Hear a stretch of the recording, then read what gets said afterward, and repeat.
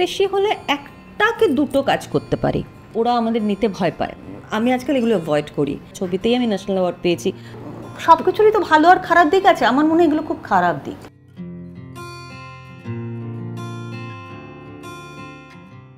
আজকে কোথায় তারা একটা ফ্রেশ এপিসোডে আমাদের সাথে এমন একজন স্পেশাল গেস্ট আছেন যিনি সাথে পাচ্ছে না থেকেও এই বাংলা ইন্ডাস্ট্রিতে বিগত 30 বছরেরও বেশি সময় ধরে কাজ করে চলেছেন।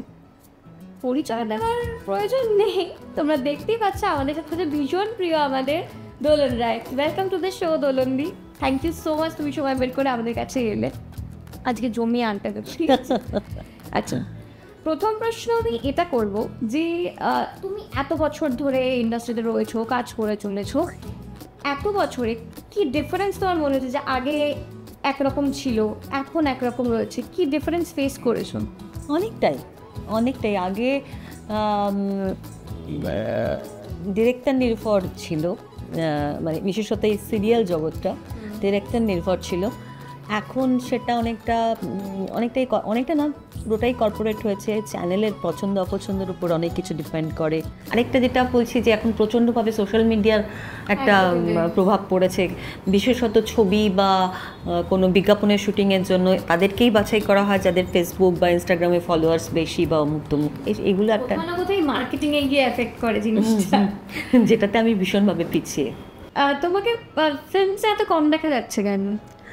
প্রথম কথা হচ্ছে যে এখন, আগে তো অনেক ছবি করেছি, ছবিতেই আমার আসা, তরুণ মজুমদারের ছবির হাত ধরে আসা, ছবিতেই আমি ন্যাশনাল অ্যাওয়ার্ড পেয়েছি, ছবিটাই আমার প্রথম উদ্দেশ্য ছিল। কিন্তু ধীরে ধীরে সিরিয়ালে ঢুকে যাওয়ার পর এমন একটা ব্যাপার হয়ে যায়, বিশেষত এখন যে অবস্থাটা দাঁড়িয়েছে, আমরা যারা প্রোটাগনিস্ট ক্যারেক্টার করি না, তারা খুব বেশি হলে একটাকে দুটো কাজ করতে পারি, এতখানি আমাদের এনগেজমেন্ট থাকে, যে কারণে সিরিজ বলো ছবি বলো ওরা আমাদের নিতে ভয় পায়।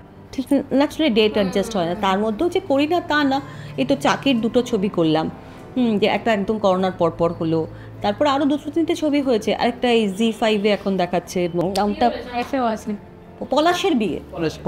হ্যাঁ, এই ছবিগুলো ওরা না, মানে ওরা আমার সাথে প্রচুর অ্যাডজাস্ট করছে। মানে আমি বলেছি টানা ডেট দিতে পারবো না, 5 দিন 7 দিন টানা কিছুতেই আমার পক্ষে দেওয়া, 7 দিন আমাকে ছাড়বে না একসাথে।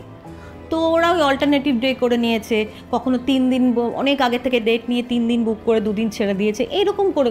সবাই কি কেন করবে আমার জন্য? একটা ধরো একটা বড়ো কাস্টিং, আমি ছাড়াও হয়তো আরও অনেকে আছে, আর এখন কোনো সিরিজে অনেক সময় বম্বের থেকেও কাস্টিং আসছে, এরকম হয়েছে, অনেক এসছে, আলটিমেটলি তাদের সাথে ডেট অ্যাডজাস্ট আমার হয়নি। এই যে একটা ছবি আসছে নেটফ্লিক্সে চাকদা, এখানেও একটা চাকদা এক্সপ্রেস, এটাতেও আমার পুরো সব কিছু হয়ে ওই ডেটের জন্য আলটিমেটলি আর হয়নি।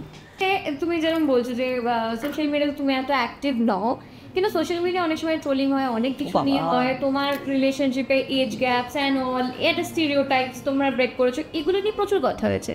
তো তুমি যে অ্যাক্টিভ নও কিন্তু যে ট্রোলিংস হয় বা যে কোনো কমেন্ট পাস হয়, এগুলোকে তুমি কী করে হ্যান্ডেল করো? কিছু হ্যান্ডেল করি না, জাস্ট ফরগেট ইট করি।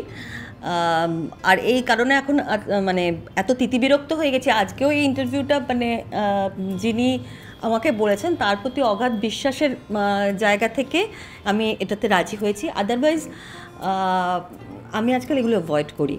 এখন তো প্রচুর ইউটিউবার হয়েছে, তারা কথা নেই বার্তা নেই একটা মোবাইল ফোন হাতে নিয়ে চলে আসলো, এবং বেশিরভাগ সময় আসে কাজের সূত্র ধরে।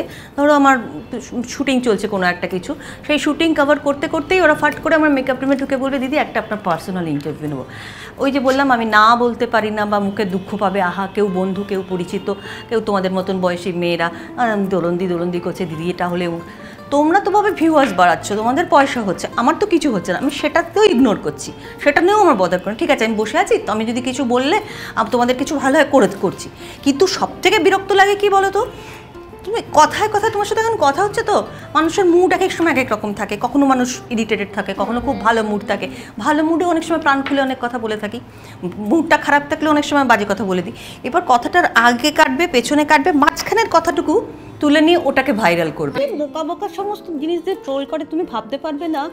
যেদিনকে আমাদের মেয়েটা হলো, এই সাইনটা হলো, রেজিস্ট্রিটা হলো 16 তারিখে, 17 তারিখে সকালবেলা, ইনফ্যাক্ট ও অসুস্থই ছিল, ডিসেম্বর মাসে ও একবার হসপিটালাইজড হয়েছিল। তারপরেও এই 16 তারিখে এটা হওয়ার পরে 17 তারিখে সামহাও বিকেলবেলার দিকে একটু ডেটোরিয়েট করে, সিওপিডি অ্যাটাক হয়, ভর্তি হলো হসপিটালে। ও মাই গড, তখন যা লেখা বেরিয়েছে, আমি ওকে দেখতে তো কোনো কারণে আমাকে আমারই এক কোয়ার্টিস বলছে, দুলন্দি তুমি এটা দেখো, ফেসবুকটা দেখো, তোমাদের নিয়ে কী সব লেখা হচ্ছে। আমি তখন ফেসবুক দেখার মতন মানসিকতাই নেই, শুনে যখন দেখছি মানে লাখ লাখ লোক তাদের নিজের মতন করে কুৎসিত মন্তব্য করছে, কেউ আবার তার এগেনস্টে লড়াই করছে, কেউ আবার তার এগেনস্টে কথা বলছে, নিজেরা ঝগড়া করছে। আমার মুখ পোছো কাণ্ড। এইগুলো সব কিছুরই তো ভালো আর খারাপ দিক আছে, আমার মনে হয় এগুলো খুব খারাপ দিক, খুবই কারণ এগুলো ঠিক ভালো লাগে না।